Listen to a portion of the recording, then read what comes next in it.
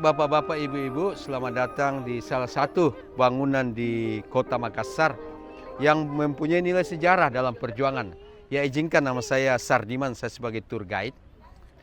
Kemudian kita ada di salah satu bangunan yang dikenal namanya Benteng Ujung Pandang.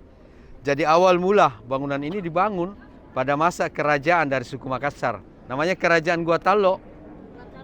Dibangunnya tahun 1545. Dan ketika dibangun disinilah banyak ditumbuhi daun pandan. Maka awal mula nama benteng ini namanya Benteng Ujung dan Pandan. Ujung, sudut, dan pandan ini sejenis daun pandan yang harum, jadikan anyaman tikar. Cuma karena terpengaruh dari kata Makassar, akhiran G jadi kata pandang jadi pandang. Ketika dibangun, dalam benteng ini dulu dibangun dengan kawasan rumah adatnya orang Bugis Makassar. Rumah-rumah panggung. Karena apa? Dijadikan tempat tinggal atau kediaman para prajurit-prajurit Kerajaan Gua Talo Makassar. Dan dijadikan kediaman untuk bangsawan. Jadi rumahnya dari tiang-tiang kayu dan dindingnya bambu, atapnya daun nipa. Nah, benteng ini salah satu dari 15 benteng pertahanan yang pernah dibangun oleh Kerajaan Gua Talo Makassar. Ya, baik, boleh, oke. Ya, mungkin kita lihat bentengnya langsung. Kita mungkin naik Bapak Ibu. Ya, baik, oke. Ya, baik. Oh, baik, siap. Jadi benteng ini Bapak Ibu, ya, benteng ini akhirnya jatuh ke tangan POC Belanda melalui suatu perjanjian yang dikenal dalam sejarah namanya Perjanjian Bungaya. Ya, tanggal 18 November 1667 POC Belanda mengambil alih benteng ini dan disinilah nama benteng diganti Port Rotterdam. Port yang kita kenal, Benteng Rotterdam, nama kota di negeri Belanda, ya, di mana pemimpin Belanda bernama Cornelis Jenson Spilman lahir di kota Rotterdam. Maka dia mengganti nama Benteng Ujung Pandang menjadi Port Rotterdam, dan bangunan yang dulu dibangun oleh orang Bugis Makassar diganti Belanda dengan bangunan Eropa yang kita kenal namanya bangunan gotik. Ya, dengan ciri khas jendela dan pintunya tinggi dan lebar. Di tengah ini berfungsi rumah ibadah atau gerejanya Belanda, sekarang aula. Ya, karena Belanda kan juga membawa misi dulu keagamaan. Ya, gedung D ini tempat para pejabat-pejabat Belanda. Kita lihat bentengnya dari atas dulu Bapak Ibu supaya kita bisa memahami lebih jauh. Ya. Kemudian benteng ini juga dikenal Benteng Panyua, kura-kura. Karena ada kepala, ada kaki. Jadi jalan yang kita naiki ini sebagai kepala benteng ini, ataukah bentuknya seperti kepalanya yang menuju ke Laut Makassar. Ya. Karena untuk melawan Kerajaan Gua Talo Makassar ini, Belanda itu adakan politik adu domba, divide et impera. Maka kerajaan-kerajaan di Indonesia banyak bersekutu oleh Belanda untuk melawan Kerajaan Gua Talo Makassar. Tapi Raja Gua ke-16 di bawah pimpinan Sultan Hasanuddin tidak pernah mundur dan menyerah. Maka gelarnya ayam jantan dari timur atau the rooster from the east of Indonesia atau the cock from the east of Indonesia. Baik, kita lihat dari sini. Ya. Nah, ketika Belanda berkuasa, sekutu-sekutu Belanda menempati setiap sudut-sudut benteng ini. Jadi setiap sudutnya diberi nama bastion. Dari kata basyong atau benteng kecil yang mencolok keluar. Di kepala ini tempati pasukan dari Bugis Bone, rajanya Arung Palaka. Ya, yang sempat bekerja sama Belanda. Kemudian pojok kanan namanya Bastion Buton Sulawesi Tenggara, kiri Bacan Ternate, Ambon di belakang Maluku. Jadi inilah membantu Belanda melawan Kerajaan Gua Talo Makassar. Jadi kita bisa lihat bentengnya dari sini Bapak. Ya, benteng ini luasnya hampir 3 hektar luasnya. Ya, betul. Tinggi temboknya 5-7 meter dengan ketebalan 2 meter. Ini ya Pak? Iya Pak, ini tebalnya hampir 2 meter. Ini benteng ini Iya, mengelilingi hampir 3 hektar. Jadi ini gudang. ya, ini tempat tinggal, rumah sakit di belakang, gudangnya besar, gudang rempah-rempah, ada barak, ada untuk perkantoran. Karena apa dulu kita tahu bersama, itu namanya rempah-rempah seperti pala, kemiri, cengkeh, itu sangat dikenal, bahkan dicari di dunia. Karena apa? Orang-orang Eropa dulu atau dunia untuk membuat kecantikan dan ketampanan pakai bahan kosmetik. Ya, bahan kosmetiknya itu kan dari rempah-rempah. Pala, kemiri, cengkeh. Untuk obat-obat tradisional pakai juga rempah-rempah. Untuk bumbu rasa makanan pakai rempah-rempah. Maka rempah-rempah dicari di dunia. Berpetualanganlah Portugis, Spanyol namanya Vasco da Gama, Magallanes mencari rempah-rempah. Rempah-rempah di Indonesia banyak ke timur, Ternate, Ambon, Maluku, Flores dan sekitarnya. Bagaimana Banda? Untuk menuju ke timur, Makassar menjadi jalur perdagangannya karena dia jalur pertengahan. Orang sebut the gateway of the east of Indonesia. Nah, Belanda ketika masuk ingin dia kuasai rempah-rempah. Ini dilawan oleh kerajaan dari Makassar. Karena di Sulawesi ini kan banyak kerajaan. Kerajaan Guatalo, Kerajaan Bone, Wajo dan sebagainya. Kerajaan besar namanya Kerajaan Guatalo, gelarnya Sombaya Rigua Maharaja. Maka ini benteng dulu dikelilingi parit. Jadi masuk dulu ada pintu gantung, hanging bridge. Ya, seperti benteng kalau di Eropa. Karena itu di kepala ini dipersenjatai meriam dulu, meriam.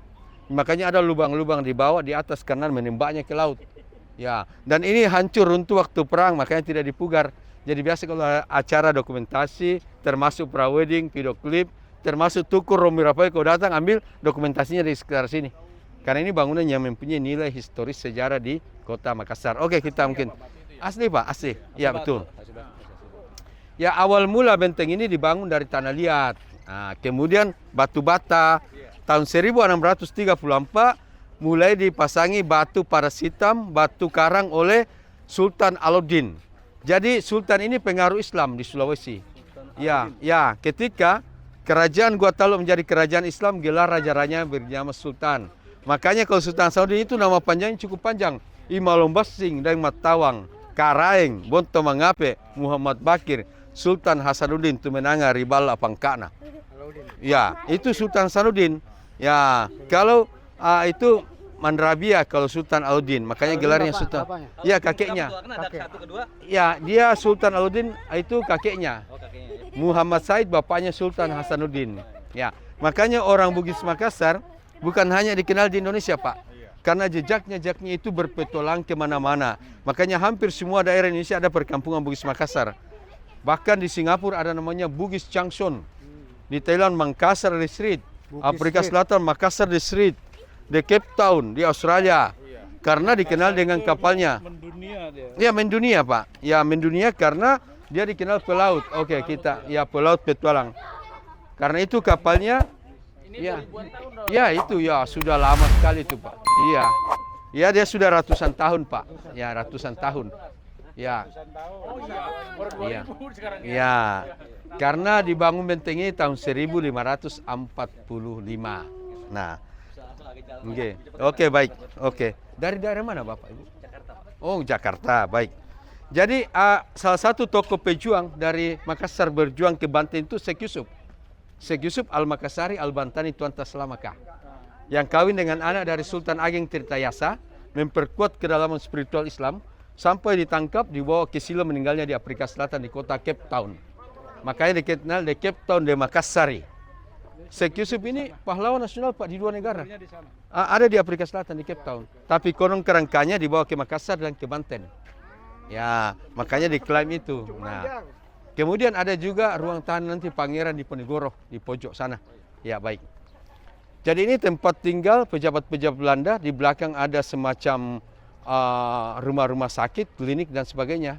Nah, kemudian dijadikan perkantoran ini. Ini di bawah dua kementerian, Pendidikan, Kebudayaan dan Pariwisata, dan dikelola langsung Dirjen Pusat Jakarta, Pak. Makanya kalau hari sekolah ini penuh. Ya, ini dari tingkat PAUD, Pak, TK, SD, SMP, SMA. Karena dijadikan sarana edukasi, Pak. Ya, jadi ini ada rumah-rumah sakit, ada juga tempat kediaman para dokter.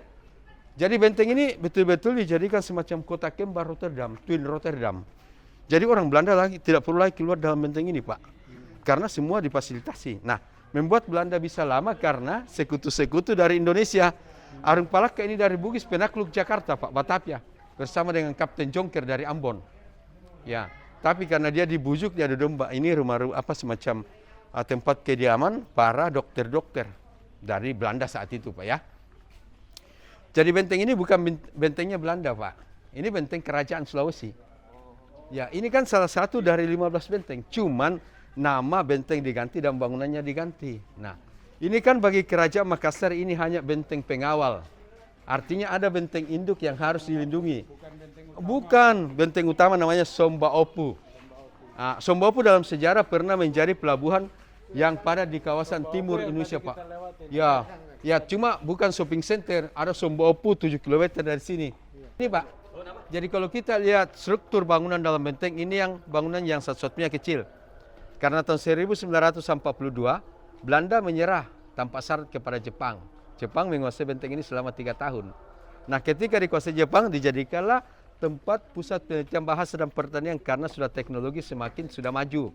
Nah, sampai akhirnya Jepang meninggalkan Asia Tenggara. Boleh lihat dalamnya? Nanti kita di sana ini jadi kantor sekarang, Pak. Ya. Tapi kalau yang unik sebenarnya dalam benteng ruang tahanan Pangeran Diponegoro. Oh, iya. Ya, kebetulan juga penjaganya datang, jadi kita langsung aja. Ya, Jadi kita langsung lihat masuk. Ya, langsung kita ke ruang tahanannya. Baik. Ya, jadi benteng ini Bapak Ibu memang dijadikan sarana umum, disewakan untuk ruangan publik dan sebagainya, dan acara tapi selama tidak merusak cagarnya, Pak, budaya dan sebagainya. Nah, ini dijadikan sekarang aula. Ya, makanya Kerajaan Makassar ini khususnya Gua Talo itu membendung peradaban-peradaban dari luar, Pak. Karena saat itu sudah masuk Portugis, Spanyol membawa Katolik, enggak, Pak. Belanda membawa Protestan. Maka Sultan ini membendung ke timur untuk peradaban-peradaban, khususnya masalah mohon izin misionaris dan sebagainya. Makanya dia memperkuat kekuatan. Nah, karena tidak heran itu orang Makassar kan banyak juga imam. Termasuk Masjid Istiqlal kan Pak Nasruddin kan dari sini. Hasan Ali di Inggris, Amerika dan sebagainya. Banyak juga. Ya, artinya banyak juga tokoh-tokoh yang berjuang keluar, Pak. Ya, karena peradaban-peradaban dia bendung. Ya, khususnya untuk peradaban dari luar ya. Ya, ini salah satu kenon ataukah meriam. Ya, meriam peninggalan kolonialisme dan kerajaan. Ya, boleh juga foto di sini.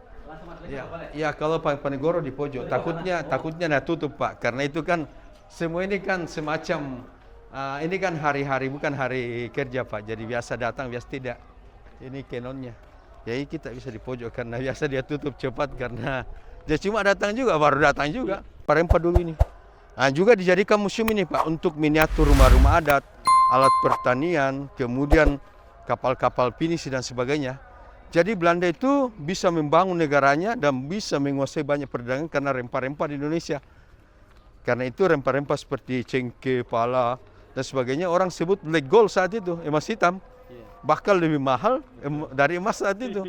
Iya. Ya, jadi ini tertulis ruang tahanan Pangeran Diponegoro.